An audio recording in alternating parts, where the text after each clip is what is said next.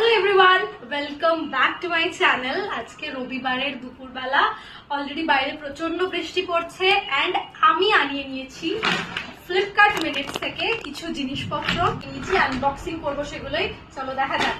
তো প্রথমে আমি যেটা আনিয়েছি সেটা হচ্ছে এটার দাম পড়েছে 175 টাকা। এটা একটু কাটি। এটা হচ্ছে একটা হামানদিস্তা। এই যে একটা ছোট্ট হামানদিস্তা, মোটামুটি ওই এলাচ টেলাচ ফুটে দেওয়ার জন্য। স্টেইনলেস স্টিলের, খুব সুন্দর দেখতে, বাট খুব পারি। চলো নেক্সট আইটেম হচ্ছে এটা সম্ভবত এইটা হচ্ছে একটা হ্যান্ড হুইস্কার, ওই ডাল ঢাল সাতলানোর জন্য। এই যে দাম নিয়েছে 59 টাকা, 59।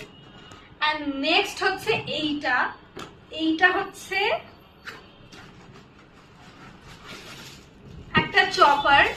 পেঁয়াজ টিয়াজ সবকিছু এই যে এরকম করে এটাকে টানতে হয়।